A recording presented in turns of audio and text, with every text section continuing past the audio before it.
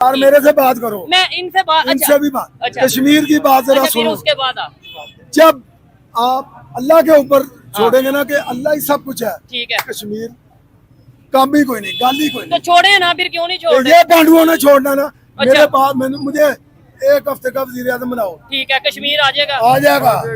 क्या कैसे, क्या ऐसा करेंगे, कैसा कैमरे क्या देख के बताएं। मेरा बैगर्स कांट बी चूजर्स, आपके प्राइम मिनिस्टर ने बोला जो हालिया बड़ा फेमस हुआ तो था जब यार, आप नहीं फेमस के बाद ही सही है, जब आप भिखारी होंगे तो आप क्या कर सकते हैं?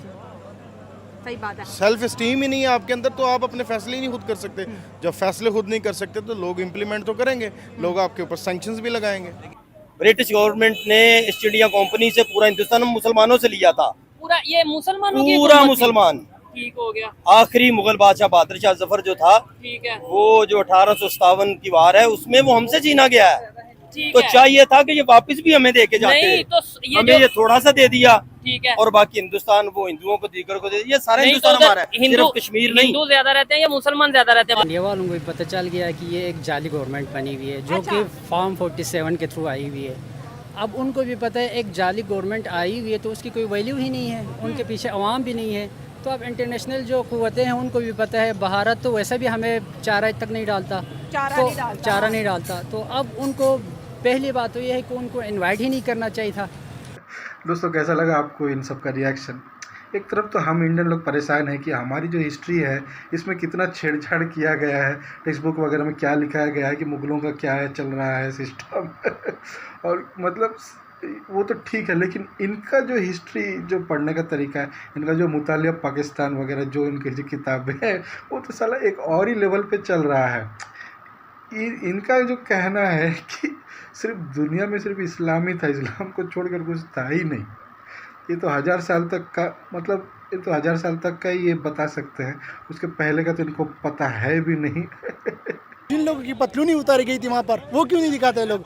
ये 93,000 जो आर्मी थे वहाँ पर जो पतलूनी उतारी गई थी वो क्यों नहीं बताते ये लोग? ये सिर्फ पक्सडी में हमें ये बताते कि यार मुझे बरनामा नहीं, ये सियासतदानों की वजह से हुआ था क्या ये जो 93,000 हुए थे वो लोग जो अच्छा ये बात है कि एक ये है कि जो बांग्लादेश से जो भी रिवॉल्यूशन जो भी मूवमेंट स्टार्ट होती है वो हमेशा कामयाब होती है। आप जो बांग्लादेश की जो मूवमेंट है, जब पाकिस्तान आज़ादी की मूवमेंट थी वो सबसे पहले कहाँ से स्टार्ट हुई थी? बांग्लादेश से स्टार्ट। हमारा तो हर पाकिस्तानी खुद भाग रहा है इधर से। बांग्लादेश तो कह रहा है पाकिस्तान से हथियार खरीदूंगा जंगी। किसके लिए खरीदेगा? हमारा असला ना लेना खुदा के वास्ते, ये हमारे पास नहीं चलता और तुम कहाँ पे चलाओगे? छोड़ो हमारे के ना हथियार खरीदो, हम हथियार बेच के करेंगे क्या?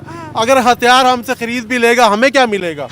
पैसे नहीं, हमें तो नहीं मिलेंगे ना, जिन्होंने बनाए हैं जिन्होंने बेचने हैं उनको मिलेंगे। Protesting against the military, police, civilians are protesting against the Pakistan state just because we have no good relationship with Afghanistan as well as with India.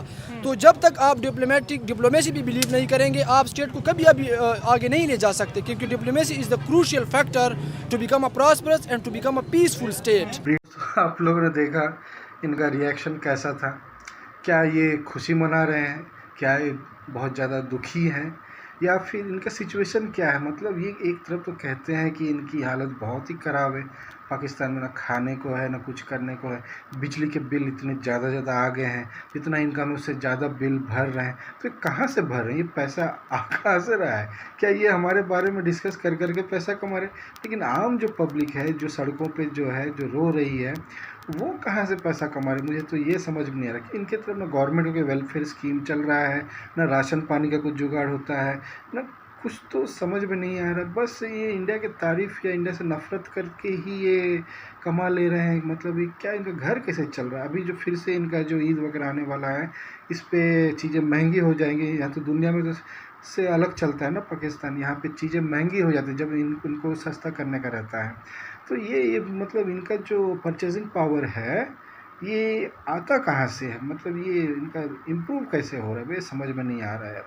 लेकिन दोस्तों, पर आपको रिएक्शन सब इनका कैसा लगता है? हंसी मजाक तो चलते रहेगा, लेकिन ऑन अ सीरियस नोट, जो इंडिया की जो तरक्की हो रही है, जो हमारा जो मिशन है, जो मोदी साहब का जो एक विज़न लेके चल रहे हैं कि थर्ड लार्जेस्ट इकनॉमी बनाने का सपना जो है 2027 तक, लेकिन लग रहा है कि उससे पहले बन जाएगा।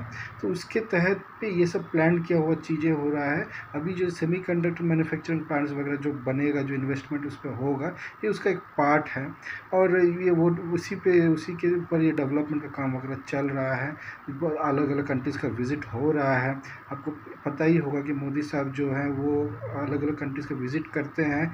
बहुत स्पेशल पर्पस होता है, घूमने फिरने जा नहीं रहे हैं वो आदमी, ठीक है। तो हर चीज़ के पीछे एक मोटिव होता है। और हमारी जो इंडियन गवर्नमेंट की जो फॉरेन पॉलिसी है बहुत ही खतरनाक और ज़बरदस्त है, जो दुनिया उसका लोहा मानता है।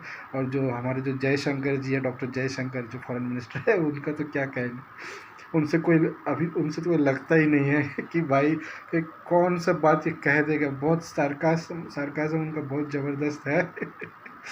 ठीक है दोस्तों, वीडियो आपको कैसा लगे? अच्छा लगा है तो लाइक कीजिए, शेयर कीजिए, सब्सक्राइब कीजिए और भाई को सपोर्ट करते रहिएगा। जय हिंद, जय भारत, वंदे मातरम।